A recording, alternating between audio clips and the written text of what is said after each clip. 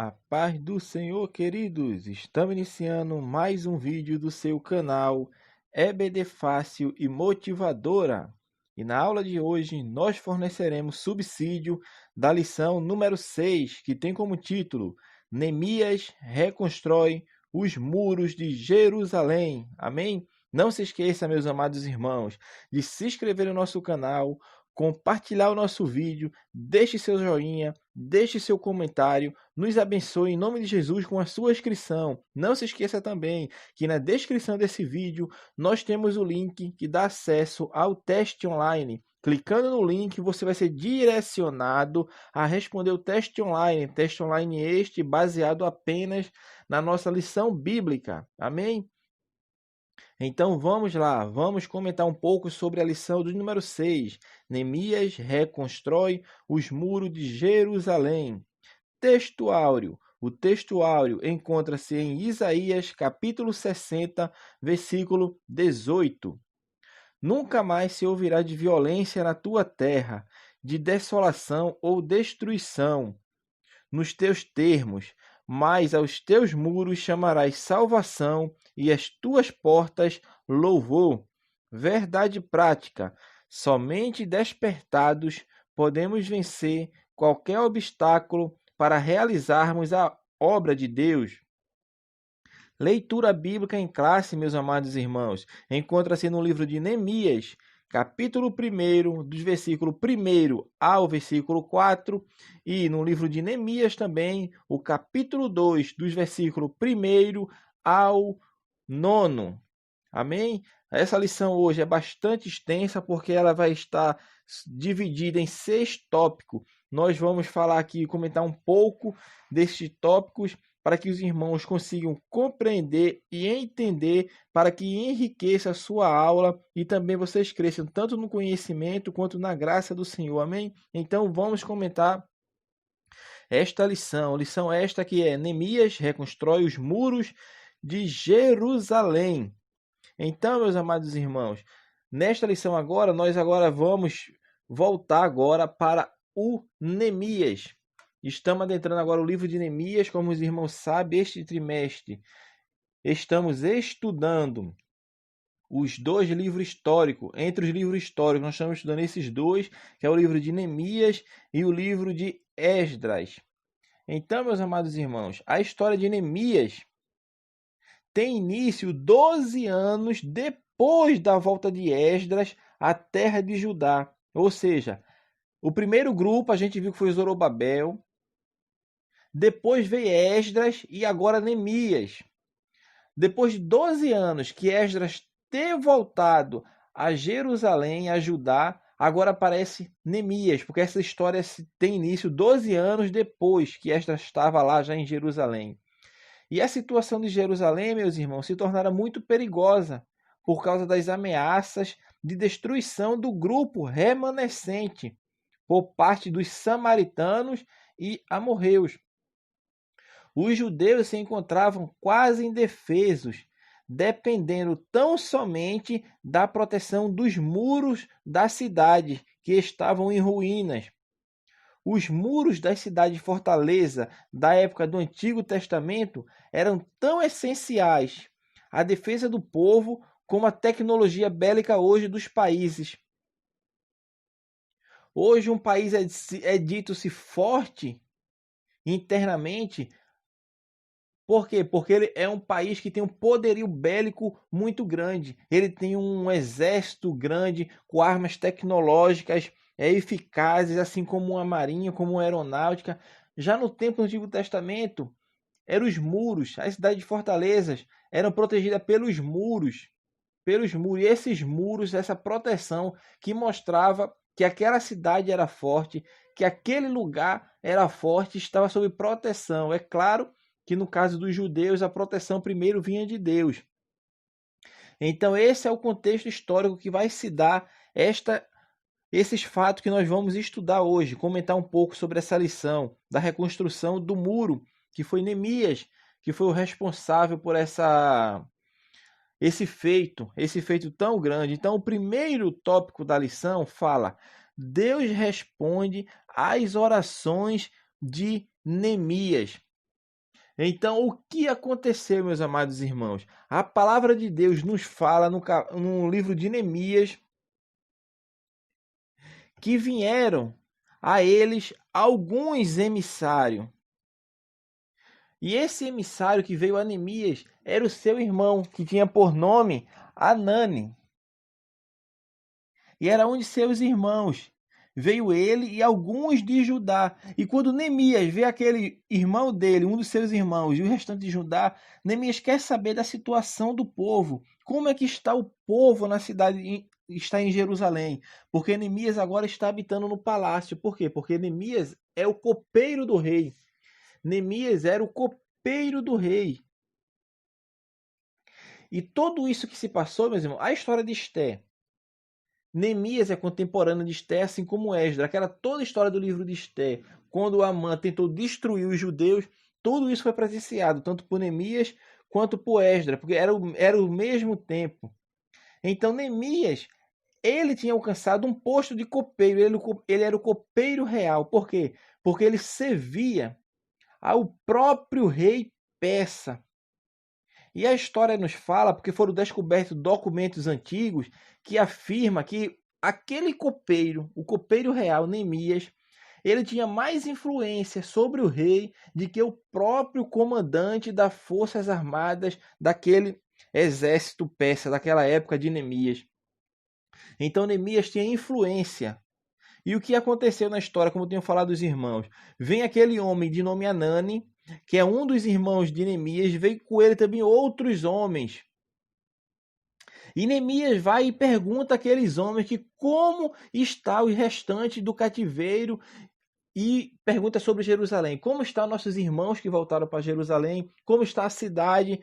E ali aqueles homens respondem a Neemias. Responde o quê? Que os muros estão caídos, está fendidos, as portas estão queimadas a fogo, está tudo destruído, Neemias. Os muros estão caídos, as portas estão em ruínas porque foram tocadas a fogo. Do mesmo jeito ainda se encontra lá. Estamos vulneráveis a ataques inimigos. As nações ao nosso redor vê a nossa miséria, vê quanto estamos sofrendo. E Neemias, ao ouvir sobre essa lamentável condição de Jerusalém e dos perigos que aquela cidade enfrentava, Neemias fez o quê, meus irmãos? Neemias orou a Deus.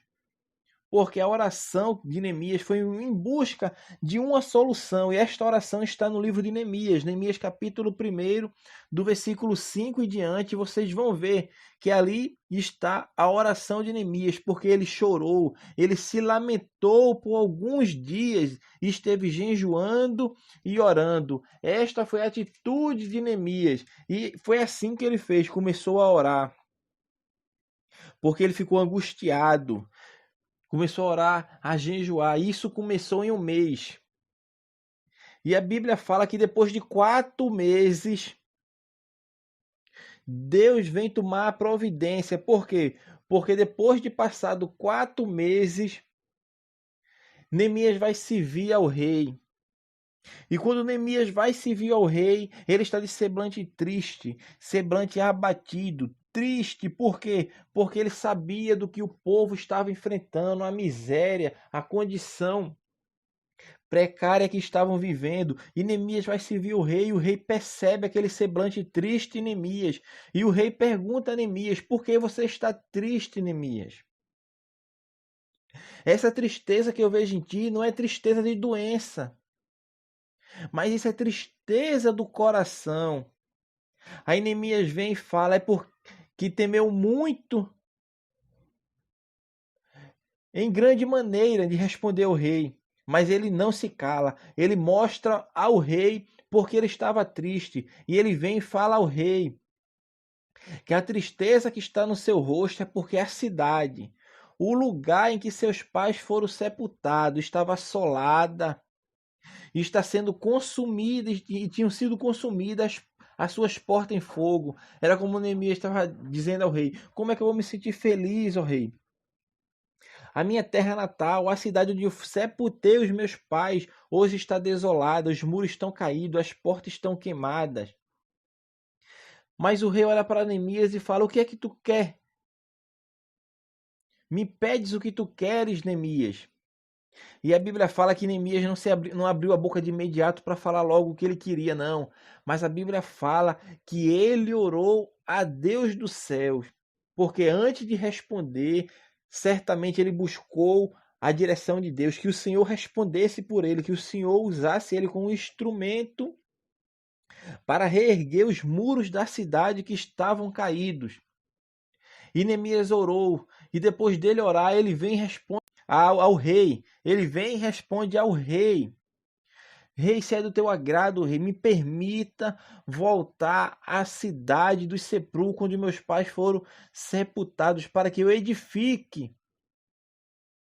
E a Bíblia fala que o rei estava do lado da rainha. O rei dá esta permissão a Neemias.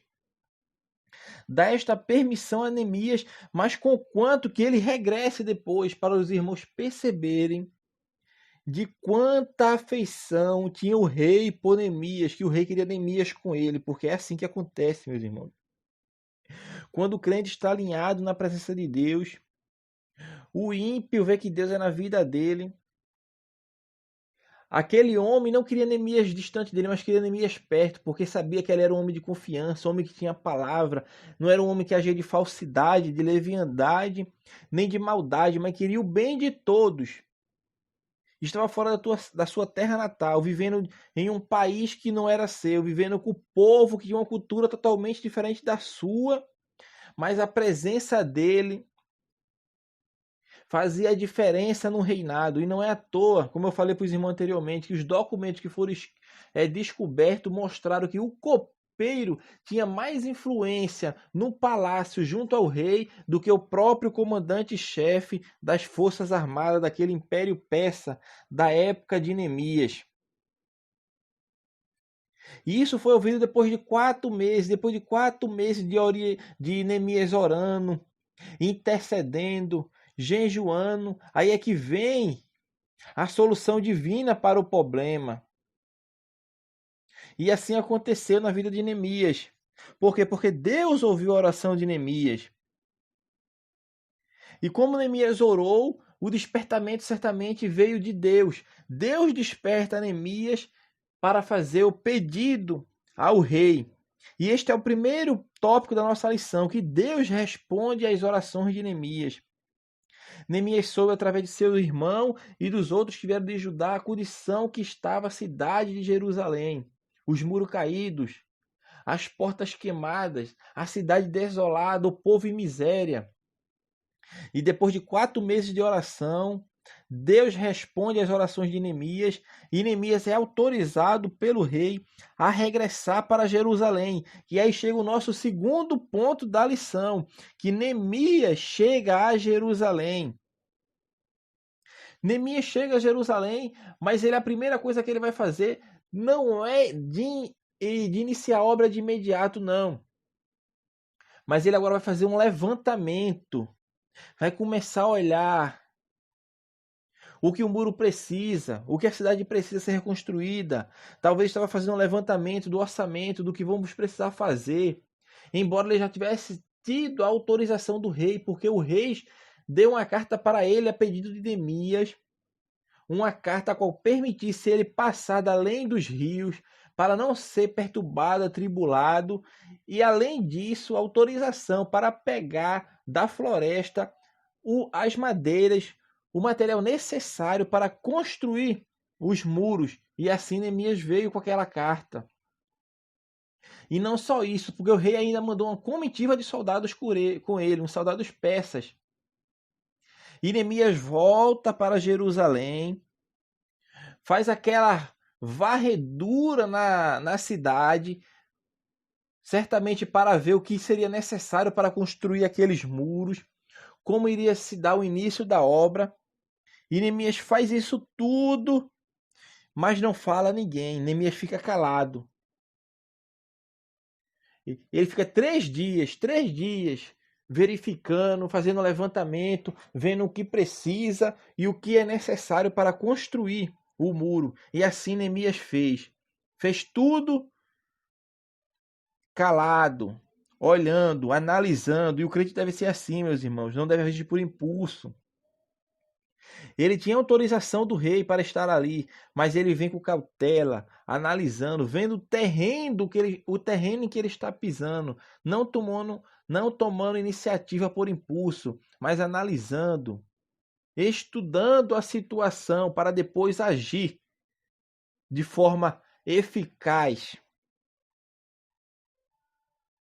Depois que Neemias faz essa análise, meu irmão, aí sim vem o terceiro tópico da lição. O segundo tópico é bem pequenininho, que é Neemias chega a Jerusalém. E agora vem o terceiro tópico, Neemias inicia o levantamento dos muros. E o interessante é que nesse tópico segundo, o autor aqui não fala, mas no texto bíblico mostra que já se levantaram ali alguns governadores que habitavam naquela terra ali e começaram a enviar carta ao rei. E dentre aqueles ali estavam os tão conhecidos Sanbalate e Tobias, que desprezou o que Neemias veio fazer. Então já começou as oposições, porque é assim que a gente está estudando esse trimestre, percebemos isso, meus irmãos, que quando alguém se levanta para reerguer, para que haja despertamento na obra do Senhor, as oposições se levantam para atacar, para tentar parar, para tentar denegrir, e assim aconteceu com Neemias, do mesmo jeito que aconteceu com Zorobabel, está acontecendo com Neemias.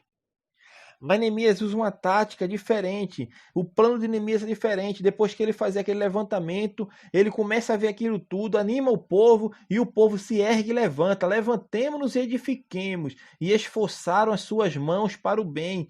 O povo aceitou de bom grado. E foram todos com o mesmo espírito para construir o muro. E o plano que Neemias usa, qual é o plano? O plano está aqui, irmão, todo o capítulo 3 do livro de Neemias. Que plano é este? Neemias dividiu aquela tarefa em partes, ou seja, o povo estava espalhado sobre a cidade de Jerusalém. Então a sua casa está de frente a uma parte que foi derrubada do muro.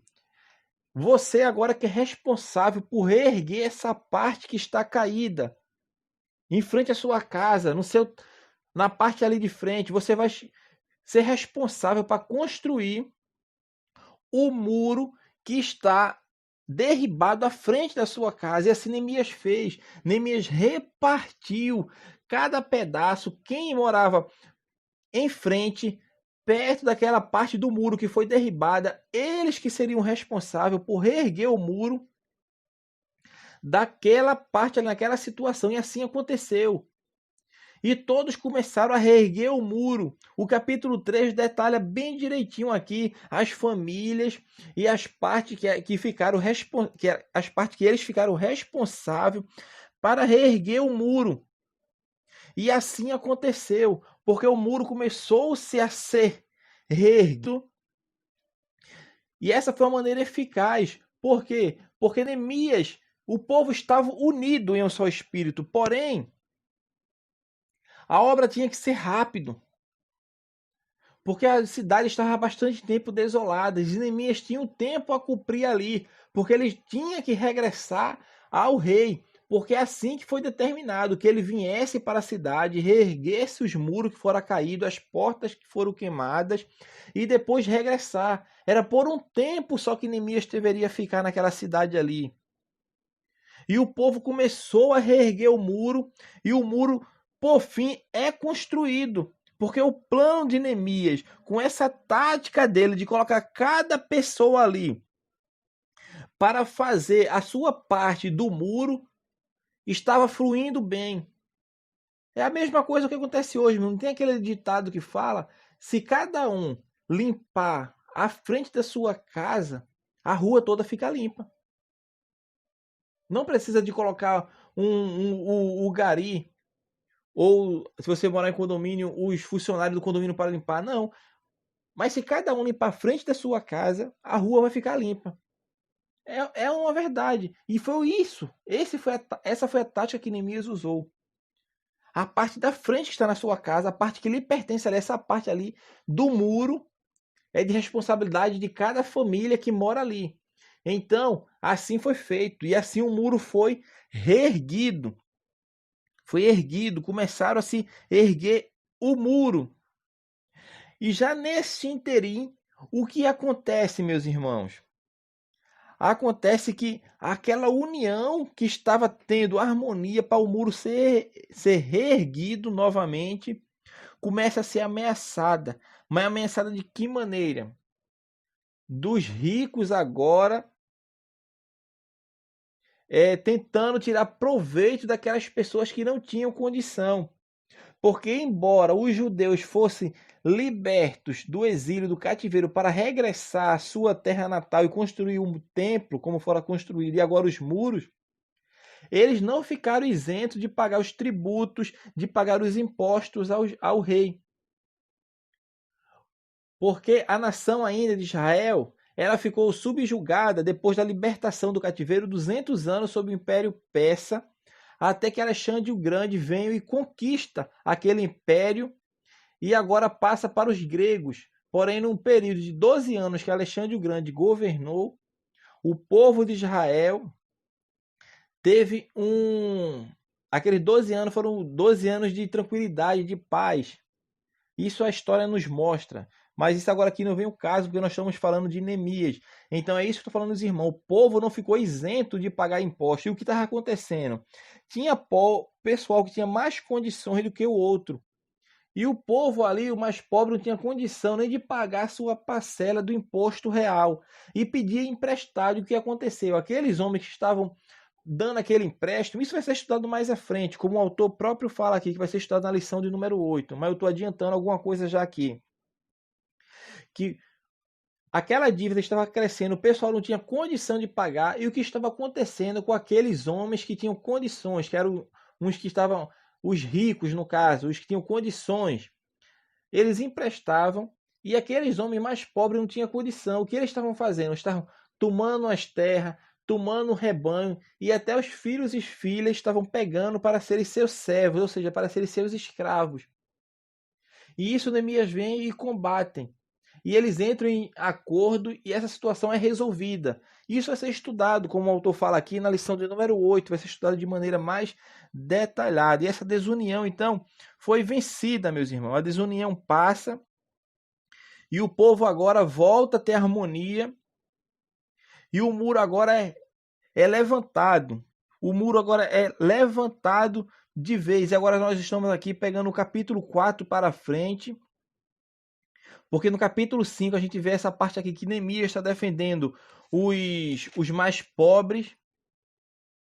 E no capítulo 6 temos que Neemias termina a construção do templo. Então nesta lição aqui, meus irmãos, é interessante, é bom os irmãos lerem pelo menos Neemias do capítulo 1 ao capítulo 6 para entender a historicidade dos relatos que nós estamos comentando aqui na nossa lição. Nesse tópico 4 aqui da lição, fala o levantamento dos muros provocou grande oposição. Como eu tinha falado anteriormente, meus irmãos, quando Neemias chega, faz aquela vistoria durante 3 dias, vendo como vai começar, e quando vai iniciar a obra, ele já enfrenta oposição, que levanta Sanbalat, Tobias e Gesem, mostrando que vocês são malucos, vai levantar o que aí? Tenta desanimar o Neemias quanto o povo de Deus. E agora Neemias começa a construir o templo e agora começa as investidas mais eficazes do inimigo para tentar barrar aquela obra. Eles tentam barrar de qualquer maneira a obra. E aqueles homens chamam Neemias. Neemias, sobe para congregar conosco, Neemias. Sobe aqui, Neemias, para fazermos congregar juntamente nas aldeias. Mas a Bíblia fala que eles estavam querendo o mal de Neemias. Querendo atingir Neemias, querendo matar Neemias propriamente dito. Mas Neemias olha para ele e fala: envia a ele essa mensagem, eu estou fazendo uma grande obra. É o que Neemias envia para ele. Isso está no capítulo 6 de Neemias, versículo 3. Neemias: e enviei-lhes mensageiro a dizer: estou fazendo uma grande obra, de modo que não poderei descer, porque cessaria esta obra enquanto eu a deixasse e fosse ter convosco. Eu não vou cessar a obra, Neemias estava falando. A obra vai ter que ser feita, vai ter que ser executada. E isso eles ficaram insistindo, meus irmãos, ficaram insistindo. Mandaram a primeira vez, segunda, terceira, quarta, e Neemias não veio. E por fim, o que é que eles fazem? Eles pagam alguns homens que tinham por ofício de profeta. E o que é que eles falam para Neemias? Neemias, está tendo aí, Neemias, como é que se fala? Uma tentativa de tentarem uma falsa intriga. Na verdade, meu irmão, o que esse falso profeta foi? Esse falso profeta relatou uma suposta intriga contra a vida de Neemias e recomendou que Neemias viesse ter com ele no santuário do templo, que era o quê? Que era um lugar extremamente seguro. Mas Neemias sabia bem, meus irmãos, que seria um grave pecado entrar no lugar santo. Imagine só. Esses homens subornaram este profeta para levar esta situação a Neemias. Neemias, está acontecendo isso e isso ou aquilo. Para o quê, meus irmãos? Para tentar fazer o que Neemias fosse ao templo e entrasse no lugar santo, para depois saírem falando mal de Neemias, que ele tinha pecado contra Deus, mas Neemias estava tendo com a direção de Deus e não caiu nessas armadilhas dos inimigos, porque essa foi a última tentativa. Porque era a última tentativa, ele está fazendo o que agora? Tentando desprestigiar Neemias aos olhos do povo. Imagine só, meu irmão, eles tentaram de todas as formas tentar parar a obra que Neemias estava fazendo. Tentaram de todas as maneiras, zombaram do próprio Neemias. Isso está lá no capítulo 4, versículo 3. Eles falaram que este muro, Neemias, vai se derrubar facilmente, é um muro que vai se derrubar fácil, vocês não vão conseguir fazer esse muro de maneira eficaz, qualquer vento, qualquer coisa que passar, esse muro vai cair. Falaram que eles não tinham força, eles eram fracos para construir aquele muro. Neemias enfrentou essas oposições, tanto externa, que estava vindo de fora, quanto a interna, qual que nós falamos para os irmãos, que foi aquela contenda que houve entre os ricos e os pobres. E agora Neemias está sendo caluniado, porque houve invenções, houve mentiras para tentar denegrir Neemias e levantaram uma história falsa, porque foi pago aquele falso profeta para tentar trazer Neemias ao templo, para que Neemias viesse a se esconder no lugar santo, ou seja, um lugar que Neemias não teria acesso, porque ele não era sacerdote nem sumo sacerdote para adentrar naquele lugar. Mas com o intuito de denegrir a imagem de Neemias, assim tentaram fazer.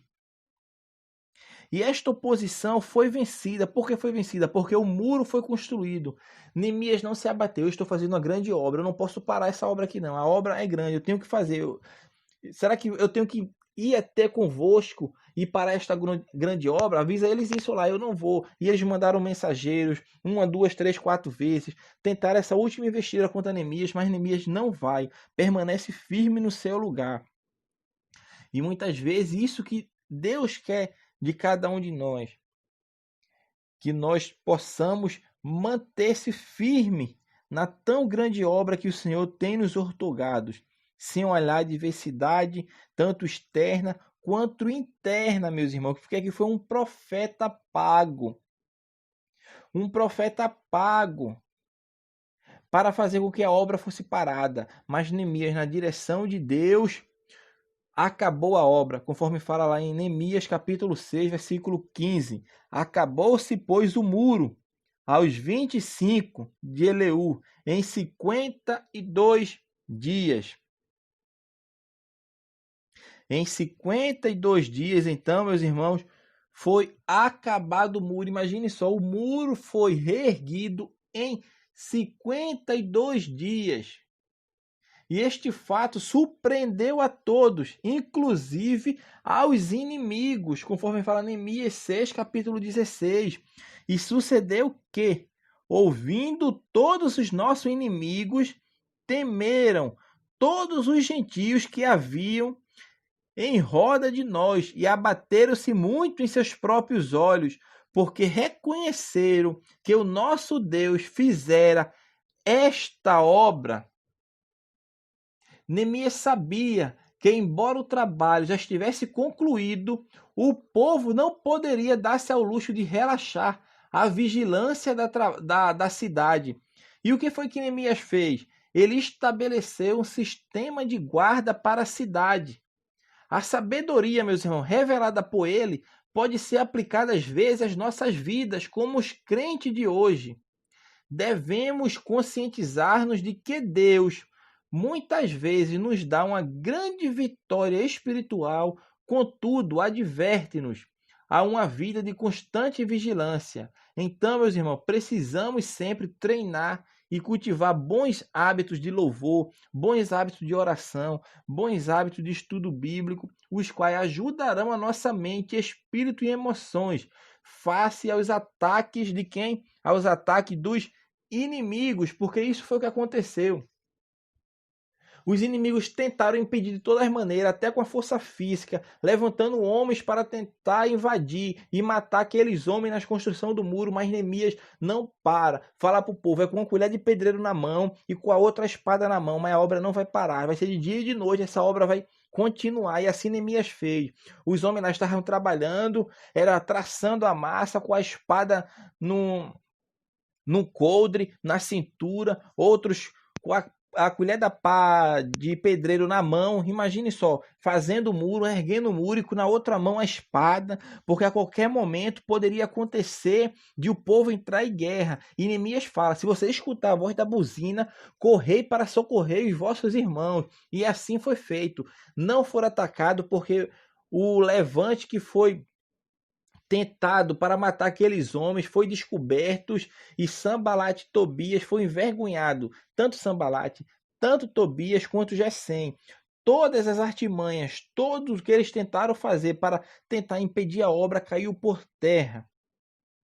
Porque Neemias resistiu às astutas ciladas do inimigo. Imagine, foram ciladas, além de ser ciladas, eram astutas ainda, meus irmãos. Então tenhamos cuidado, que nós possamos reerguer a obra, restaurar a obra de Deus em nossa vida. Não olhando para os levantes internos nem externos, que se levante até um Sanbalat e um Tobias na nossa vida, mas que possamos seguir firme, seguir em frente, fazendo com que a obra de Deus venha a ser glorificada na terra. Isso Deus incumbiu a mim e a você. Nós, como santos, servos de Deus, devemos seguir firme e concluir a obra que Deus tem nos ortogados, a obra que Deus tem colocado em nossas mãos. E Neemias construiu aquele grande muro e a cidade agora estava protegida, fortificada com a construção do muro, porque Deus que despertou Neemias, Deus que fez com que o rei o autorizasse a voltar à cidade, para que a cidade voltasse a ser uma cidade pomposa. E não foi à toa que os povos ao redor ficaram atemorizados, porque como é que pode uma cidade que há tempos atrás estava em ruínas, estava destruída, o povo em miséria, passando fome, e agora em 52 dias eles conseguem reerguer este tão grande muro. E assim aconteceu na vida de Neemias. Assim foi que Neemias fez para com o povo. E este muro foi inaugurado. Essa parte do muro inaugurado está no capítulo 12 de Neemias. O muro foi inaugurado.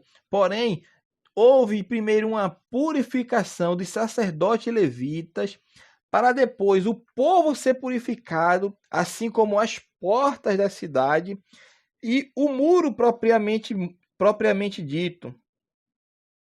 E isso foi o que Neemias fez. O povo se alegrou, a festa era grande, porque agora estava o templo erguido, a cidade estava reconstruída, os muros estavam reerguidos, porque o povo agora estava vendo que Deus era com ele, que a mão de Deus estava firme com eles. Porque foi em recorde, meu irmão, em 52 dias levantar um muro gigantesco. Só Deus que pode fazer isso. E o povo se alegra.